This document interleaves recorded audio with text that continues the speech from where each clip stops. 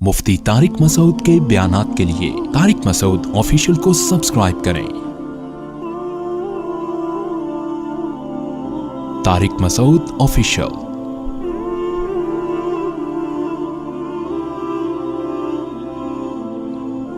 हम सब भाइयों और वालिद साहब का कारोबार एक ही है, मगर वालिद साहब ज़कात हिसाब करके नहीं निकालते, अपनी तरफ से अख्पल तरीके से निकालते हैं और हमारी बात भी नहीं सुनते। क्या इसका गुनाह हमें भी होगा? इसकी वजाहत कर दें। जब वालिद साहब और भाइयों का एक ही कारोबार है तो वो टोटल वालिद साहब ही का है। इस खुशफहमी में हरगिज़ ना रहें कि वो आपका भी है। अल्लाह ना करे अब्बा का इंतकाल हो गया तो बहनों का पूरा उसमें से हिस्सा निकलेगा। ये खूब अच्छी तरह खोपड़ी में बिठा ले हुए बात। आज ये होता है, मैं बार बार ये मसला बता चुका हूँ, लेकिन खोपड़ी में बैठ नहीं रहा लोगों के। अब्बा का बिज़नेस था, दुकान थी छोटी सी गुटके की, आपने उसको तरक्की देकर एक बहुत बड़ा शॉपिंग हॉल बना दिया और लाखों करोड़ों का बिजनेस बना दिया। तो अब्बा के मरने के बाद आपको सवाब के अलावा कुछ भी बोलो नहीं मिलेगा।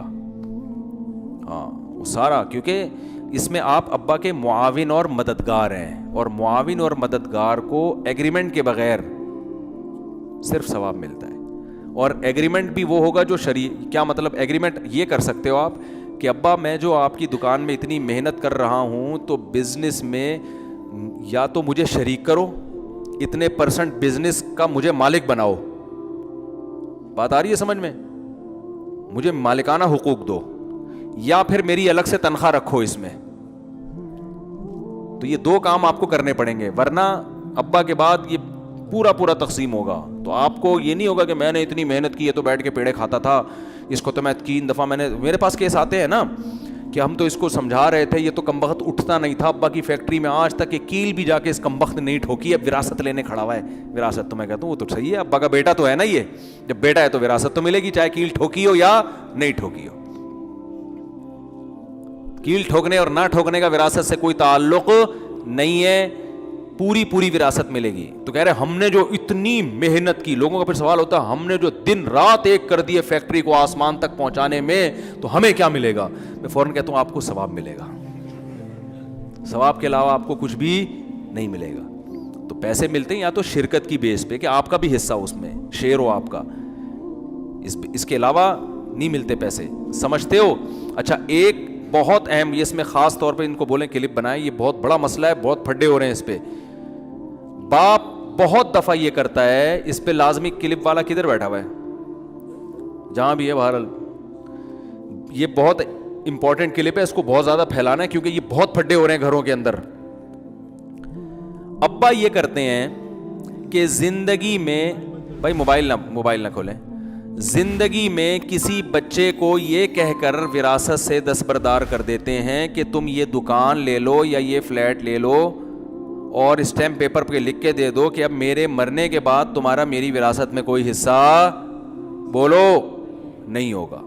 ये दुकान आज से तुम्हारी हुई या इतने पैसे तुम्हारे हुए, ये तुम्हें हैंड ओवर किया मैंने, और अब तुम्हारा मेरे से एग्रीमेंट और दूसरे भाइयों से एग्रीमेंट है, सबके सिग्नेचर हो गए कि अब इस भाई का, क्योंकि हमने ज़िंदगी में इसको इसका हिस्सा दे दिया है, अब मरने के बाद ये हिस्सा लेने का मुजाज नहीं है। तो जब ये काम हो जाता है, अब्बा का इंतकाल हो जाता है, तो जब किसी भी दारुल इफ्ता से फतवा लिया जाता है तो फतवे में लिखा होता है इसका बिल्कुल इतना ही हिस्सा दोबारा से होगा जितना दूसरे भाइयों का हिस्सा है।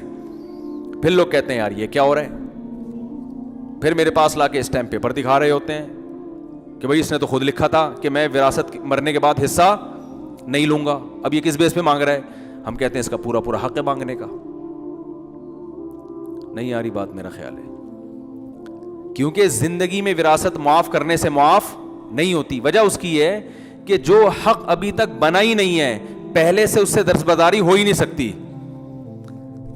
इसकी मिसाल ऐसे है, आप लियारी से आते हैं ना, माशाअल्लाह बील गबूल साहब आए थे, वो कोई बयान रखवा रहे थे लियारी में, मेरे पास उनका नंबर मिस हो गया है, राब्ता है आपका उनसे? ऐसा ना वो फ़ोन कर रहे हो, मैं फ़ोन नहीं उठाता ना, मुझे नोन नंबर का, मैं नंबर सेव करना, तो आप ज़रा राब्ता करें, ठीक है? तो अच्छा हुआ याद, लियारी से याद आया मुझे। तो क्या कह रहा था मैं? हाँ, विरासत का बता रहा था कि नहीं, विरासत में क्या बता रहा था, पहले से अगर आपने हिस्सा الگ کر دیا. ہاں میں یہ مثال دے رہا تھا کہ یہ ان پر آیا تھا, میں اصل میں تو اس چکر میں آیا تھا کہ یہ لیاری سے آتے ہیں ماشاءاللہ. میں نے ان سے کہا کہ آج کے بعد اگر آپ مجھ سے قرضہ لیں گے یا فیوچر میں آپ مجھ سے کوئی قرضہ لیں گے, نہیں اور آسان کر کے بتاتا ہوں کہ میں نے آپ کو 1 لاکھ روپے معاف کر دیے. یہ کہیں بھائی میں نے آپ سے 1 لاکھ لیے ہی نہیں تو معاف کیوں کیے, کچھ معاف کیسے کر دیے؟ میں کہتا ہوں ابھی لیے نہیں, لیکن ہو سکتا ہے کبھی لے لو, ہو سکتا ہے کبھی لے لو. اب اتفاق ہوا کہ ایک دن انہوں نے لے لی 1 لاکھ روپے. اب میں گیا, بھائی میرے 1 لاکھ روپے واپس کر. انہوں نے کہا آپ نے پہلے کہا تھا کہ 1 لاکھ میں نے کیا کر دیے, معاف کر دیے. تو یہ ان کی بات شریعت نہیں سنتی, اس لیے کہ معاف وہ حق کیا جاتا ہے جو ثابت ہو چکا ہو.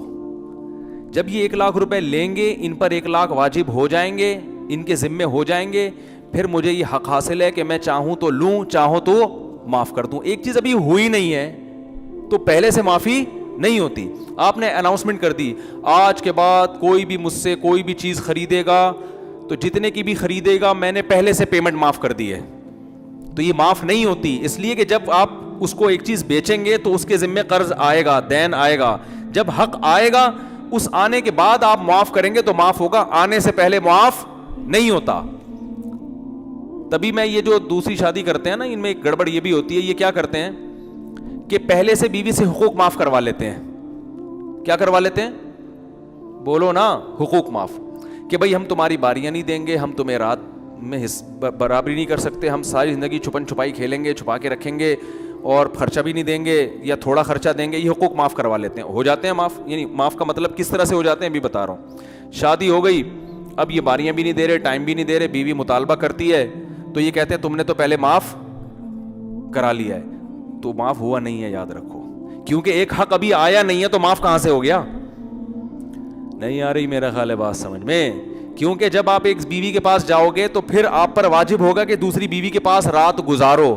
یہ واجب ہوگا تو اس کے بعد وہ معاف کرے گی تو معافی ہوگی, اور وہی رات معاف ہوگی, اگلی والی پھر بھی معاف نہیں ہوگی.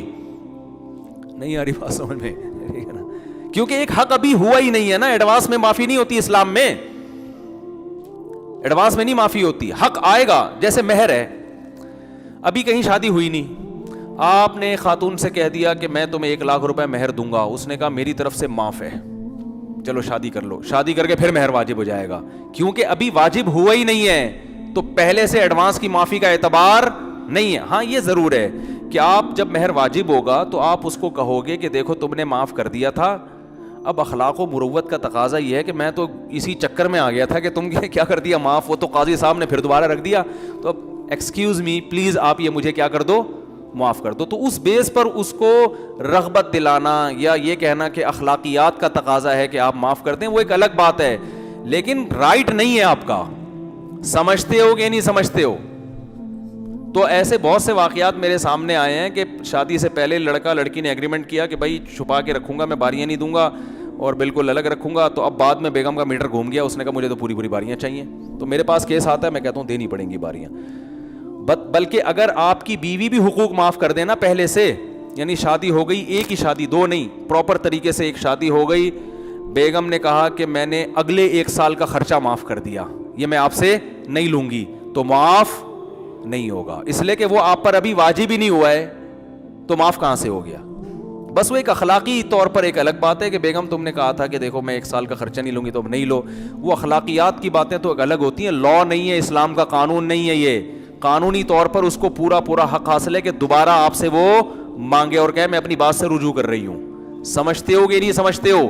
تو اسی میں یہ ذہن میں رکھو کہ اگر آپ نے کہیں جو ہے وراثت دے دی بیٹے کو یا بیٹی کو اور کہہ دیا کہ اب تمہارا میرے مرنے کے بعد وراثت میں کوئی حصہ نہیں ہے, اس نے ایگریمنٹ بھی کر لیا, اسٹیمپ پیپر پہ انگوٹھے بھی لگا دیے جیسے سبزی والے نے لگائے تھے سارے انگوٹھے, تو وہ جب ابا کا انتقال ہوگا تو جیسے میں 1 سال انگوٹھے لے کے گھومتا رہا, آپ بھی وہ انگوٹھے لے کے گھومتے رہیں, اس سے حاصل ہونے والا کچھ بھی نہیں ہے.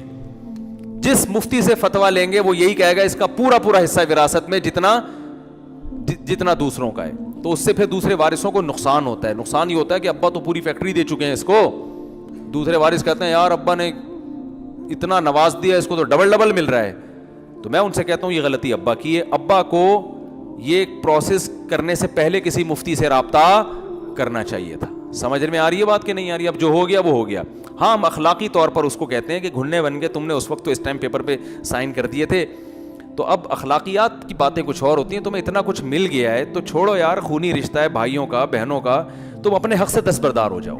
میں ایسے لوگوں کو یہی سمجھاتا ہوں, تمہیں مل گیا نا, چلو غلطی سے ملا لیکن مل تو گیا نا. اب خونی رشتہ ہے, کیا لا اور قانون کے پیچھے چلو گے تو ٹھیک ہے, قانون تمہیں سپورٹ کرے گا, لیکن اخلاقیات اور رشتہ داری بھی کوئی چیز بولو نا ہوتی ہے. تو میں ان سے خود کہتا ہوں کہ چھوڑ دو یار اپنا حصہ.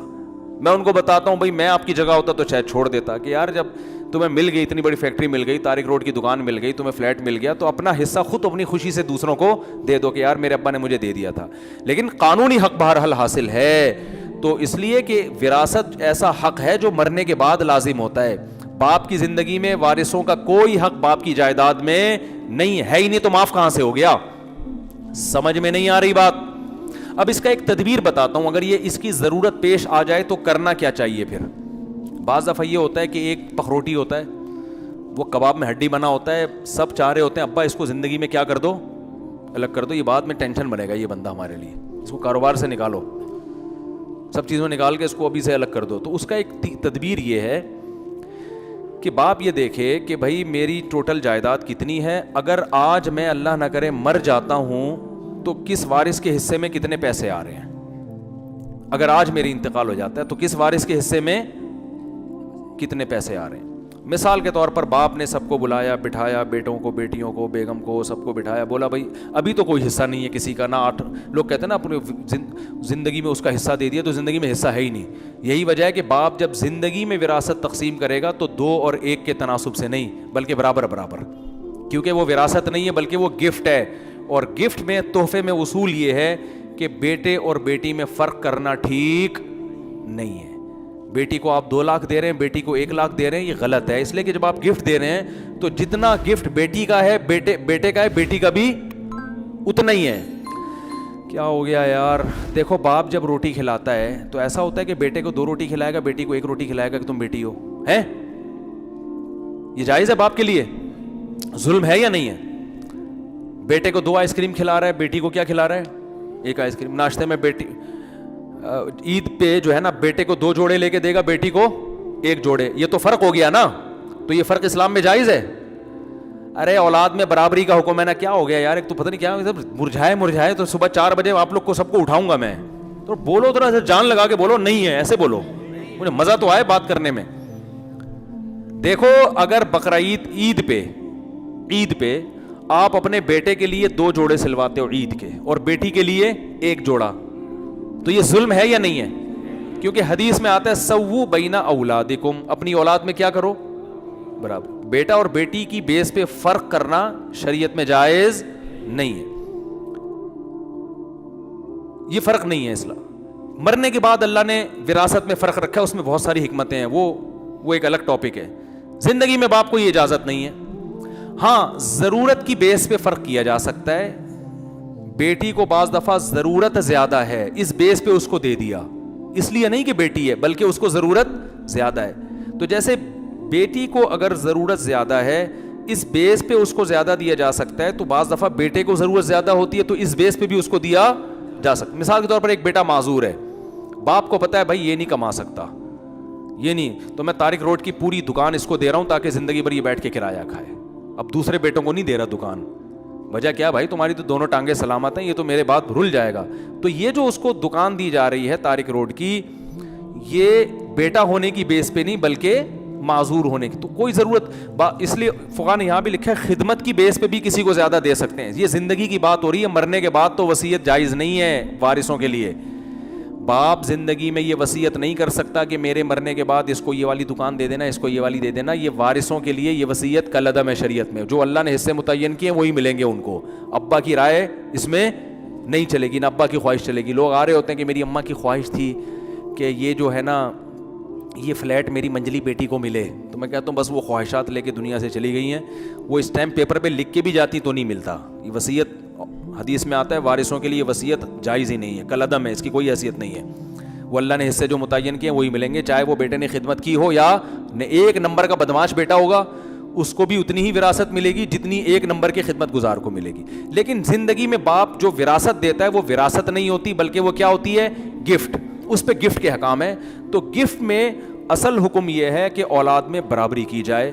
ہاں خدمت کی بیس پہ کسی کو زیادہ دیا جا سکتا ہے, یہ بہت خدمت گزار ہے, اس نے میری بڑی خدمت کی ہے, چل بیٹا یہ تو کچھ پیسے, تو 3 پراٹھے وہاں سے کھا لینا, ٹھیک ہے نا, یہ زیادہ دیا جا سکتا ہے. یا معذور ہونے کی یعنی ضرورت کی بیس پہ, دینداری کی بیس پہ بھی دیا جا سکتا ہے. ایک شرابی کبابی ہے, ایک چلے 4 مہینے میں چلا رہتا ہے, تو آپ کو پتہ ہے یار اس کو زیادہ دوں گا تو یہ آخرت میں ذخیرہ بنائے گا, اس کمبخت کو دوں گا یہ پان گٹکے میں اڑا دے گا, تو دینداری کی بیس پہ بھی زیادہ دیے. یعنی اس میں اولاد کے ساتھ خامخواہ کی برتری نہیں ہو رہی بلکہ کسی بیس پہ ہو رہی ہے. تو اس میں بیٹی کو بھی زیادہ دیا جا سکتا ہے اور بیٹے کو بھی. بیٹی غریب گھرانے میں چلی گئی, شوہر اس کا بہت غریب ہے, کھانے کو روٹی نہیں ہے, گزارا نہیں ہو رہا, تو باپ نے اس کو تھوڑا زیادہ دے دیا کہ بھائی یہ بیٹے تو میرے اسٹیبل ہیں, یہ بیچاری غریب ہے, تو اس کو. تو یہ زندگی میں جس کو وراثت کہا جاتا ہے وہ وراثت نہیں ہوتی, وہ کیا ہوتا ہے؟ گفٹ ہوتی ہے. خوب اچھی طرح کھوپڑی میں بٹھا لیں یہ.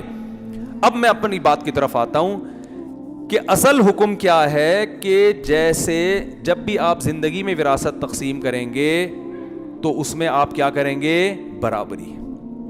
بیٹا اور بیٹی میں فرق ٹھیک نہیں ہے. تو اب یہ نہیں ہوگا کہ 2 لاکھ روپے بیٹے کو ملیں گے اور 1 لاکھ روپے بیٹی کو. لوگ یہ گڑبڑ کر رہے ہوتے ہیں زندگی میں, کیونکہ بیٹے سے کہتے ہیں تمہارا حصہ ہم نے مفتیوں سے معلوم کروایا 2 لاکھ بنتا ہے, اور بیٹی کا 1 لاکھ بنتا ہے, یہ 2 لاکھ پکڑو پتلی گلی سے نکلو, اور بیٹی کو پکڑا 1 لاکھ پتلی گلی سے نکلو, ہم نے وراثت جلدی دے دی ہے. تو اسلام اس کو وراثت نہیں مانتا. آپ زندہ ہیں تو وراثت کہاں سے ہو گئی؟ اسلام کہتا ہے یہ گفٹ ہے.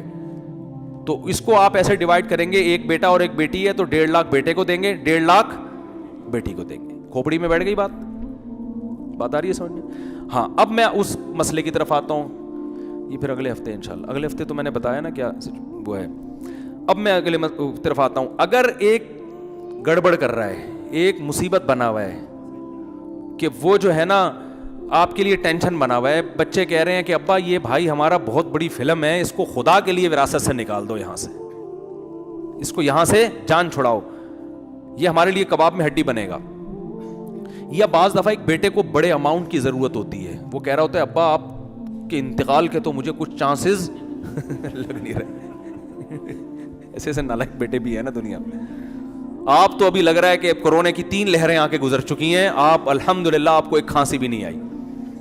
تو اب یہ ہے کہ مجھے ایجوکیشن کے لیے پیسوں کی ضرورت ہے, مجھے گھر بنانا ہے, مجھے یہ کرنا ہے, مجھے وہ کرنا ہے, اور آپ اگر مجھے پیسے دیں گے تو دوسرے بھائیوں کو غصہ آئے گا کہ ابا آدھی جائیداد تو آپ نے اٹھا کے اس کو پکڑا دی ہے, ہمارے لیے تو کچھ چھوڑا ہی نہیں. ٹھیک ہے ابھی نہیں مرے تو کل تو جائیں گے نا. تو دوسرے بھائیوں کو اس میں تکلیف ہوتی ہے اور ہونی بھی چاہیے کہ ابا سارے پیسے ایک کو دے رہے ہیں آپ.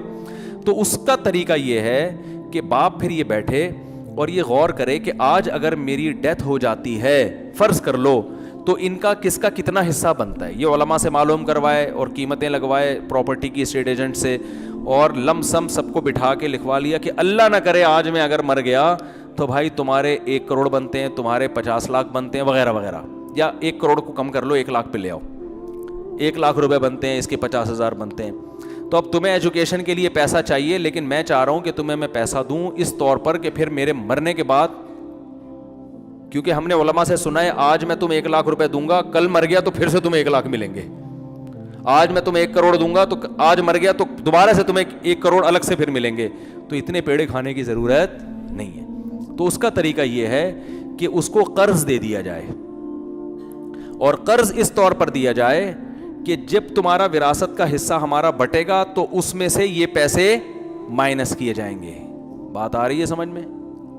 آپ کہہ سکتے ہیں کہ بھائی ابا کا اگر 20 سال بعد انتقال ہوا تو اس وقت تو 1 کروڑ کی ویلیو کچھ ہوگی نہیں, تو 1 کروڑ کاٹ کے بھی اس کو ٹھیک ٹھاک مل جائے گا.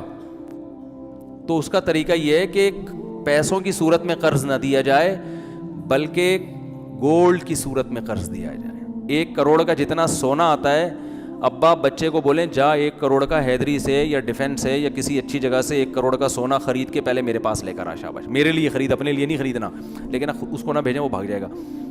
بتا رہا ہوں کوئی بھروسہ نہیں ہوتا, وہ 1 کروڑ دے کر نکلو یار, ابا نے تو جانے کا کوئی پروگرام ہے نہیں, پتلی گلی سے نکل لو, لالچ میں آ جاتے ہیں. خود 1 کروڑ کا سونا خریدیں اور ٹکیا کی شکل میں کسی بھی شکل میں سب کو بلائیں, اسٹیمپ پیپر پہ لکھیں کہ میں اس کو اتنے تولے یا اتنے گرام سونا بطور قرض کے دے رہا ہوں.